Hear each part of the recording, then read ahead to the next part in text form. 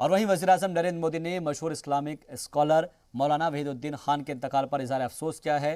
PM Modi ने मौलाना वहीदुद्दीन के इंतकाल पर ताज़ियत पेश की है। पीएम मोदी ने ट्वीट किया है और गम का इजहार किया है। लिखा है कि मौलाना की खिदमत के लिए उन्हें हमेशा याद किया जाएगा। पीएम मोदी ने ट्वीट कर कहा, मौलाना वहीदुद्दीन खान के इंतकाल से दुख हुआ है। दीनियात और रूहानियत के मामलों में गहरी जानकारी रखने के लिए उन्हें याद किया जाएगा। वो सामाजिक खिदमत और समाज की मजबूती को लेकर बेहद गंभीर थे। लवाहिकीन और उनके बेशुमार खैरख्वाहों के तई मैं ताज़ियत पेश करता हूँ।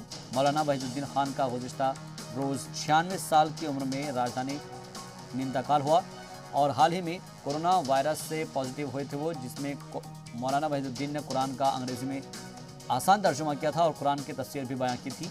बड़े बड़े इस्लामिक मुफक्किरों में वो गिने जाते थे। कई किताबें भी उन्होंने लिखी है जो आज आवाम और ख़ास में काफ़ी मकबूल है।